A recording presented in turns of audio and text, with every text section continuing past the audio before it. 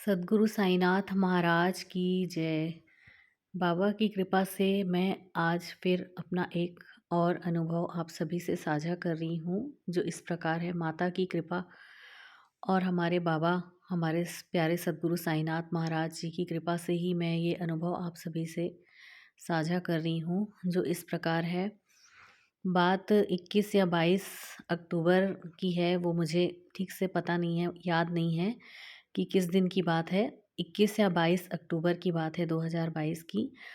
हम लोग धूप आरती के बाद मंदिर की सीढ़ियों पर बैठे हुए थे। साईं बेटी किरण है और साईं बेटा गौरव है।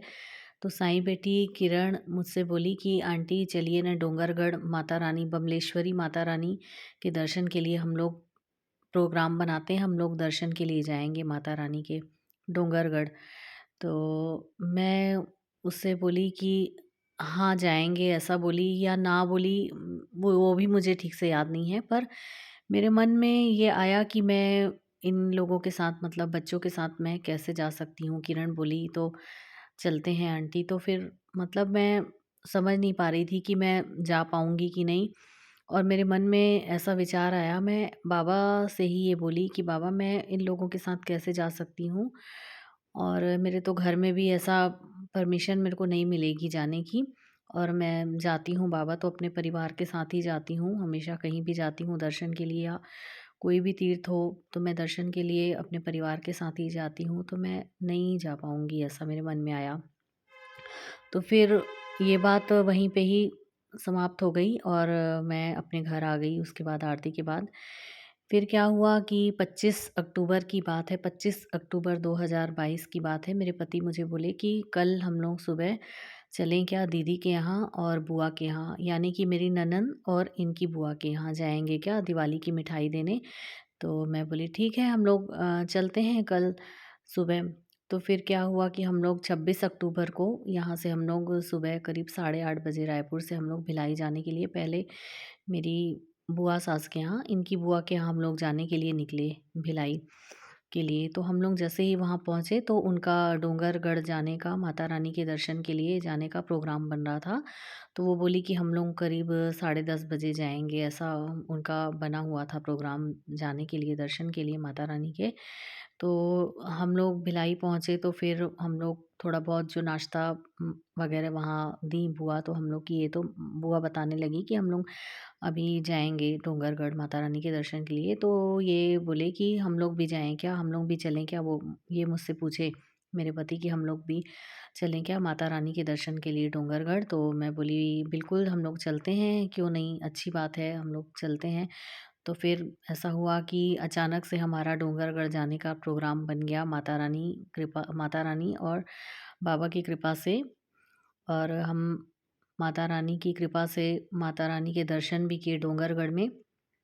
और मेरे कहने का यही तात्पर्य है कि अगर हम बाबा से अपने मन के हर एक विचार साझा करते हैं, जो भी हमारे मन में छोटी-मोटी, थोड़ी बहुत जो भी बात चलते रहती है, तो अगर कोई भी उलझन रहती है, अगर कोई हमसे कुछ पूछता भी है, कहता भी है, तो हम अपने सारे विचार अगर बाबा के चरणों में समर्पित कर देते हैं, बाबा से ही कहते रहते हैं कि बाबा ऐसा है, वैसा है।